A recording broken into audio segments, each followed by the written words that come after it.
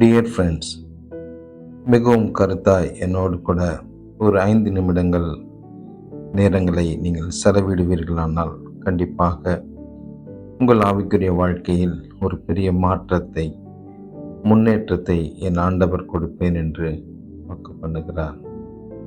இன்று நாம் பார்க்க போகிற காரியங்கள் ஆசீர்வதிக்கப்பட்ட வாழ்க்கையின் 7 ரகசியங்கள் என்ற தலைப்பில் நாம் பார்க்க போகிறோம்.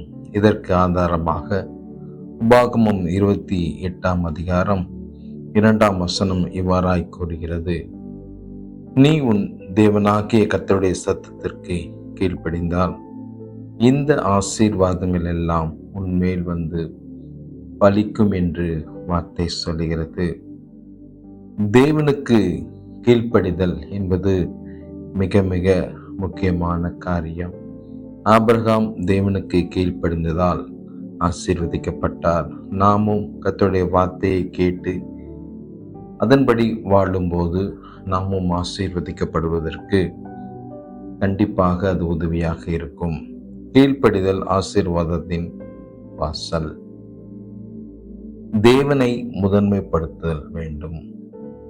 தேவனுடைய ராஜ்யத்தை முதலில் நாம் தேடும்போது நம் வாழ்க்கையில் எல்லா ஆசீர்வாதங்களையும் தேவன் அருள் செய்ய வல்லவராயிருக்கிறார்.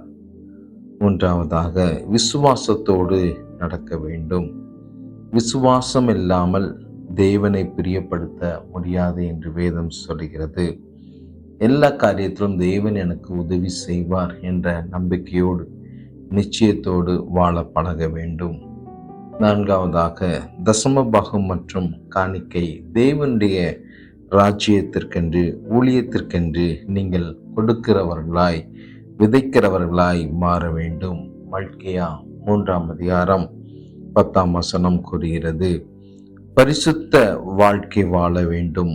பரிசுத்தம் ஆசீர்வாதத்தை நிலை நிறுத்துகிறது என்று வேதம் சொல்கிறது. 1 பேதுரு 1 அதிகாரம் 15 மற்றும் 16 பார்க்கிறோம். ஆறாவதாக ஜெப வாழ்க்கை. ஜெபம் ஆசீர்வாதத்தின் கதவுகளை திறக்கிறது. எரேமியா 33:3 அவர் அறியாததும் எட்டாததுமான ஆச்சரியமான காரியங்களை கண்டிப்பாக நம் வாழ்க்கையில் கர்த்தர் செய்வார். நாம் ஜெபிக்கிற பிள்ளைகளாய் இருக்க வேண்டும்.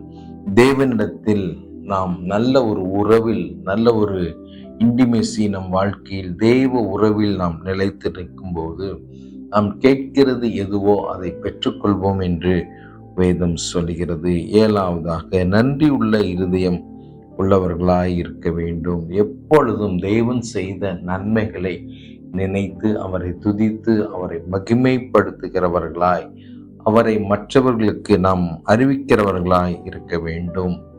ஆசீர்வாதத்தை தடுக்கும் 5 காரணங்கள். 1 பாவம், கீழ்ப்படியாமை, அபிவிசுவாசம், சுயநலம், நன்றியின்மை. இவை 5ம் ஆசீர்வாதங்களை எடுக்கும். ஆசீர்வாதத்தின் 5 அடையாளங்கள்: தேவ சமாதானம், தேவ பாதுகாப்பு, தேவ வழிநடத்தல், தேவ கிருபை, தேவ பெருக்கம் என்பதை நீங்கள் உணர்ந்து கொள்ளுங்கள். கண்டிப்பாக இந்த வார்த்தையை கேட்ட உங்கள் வாழ்க்கையில் இருக்கிற எல்லா ஆசீர்வாத குறைவுகளையும் கர்த்தர் மாற்றுவார். கர்த்தர் விரும்புகிறபடி வாழ உங்களை ஒப்புக்கொடுங்கள். கர்த்தர் உங்களை ஆசீர்வதித்து நிறைவாய் வழி நடத்துவார். God bless you.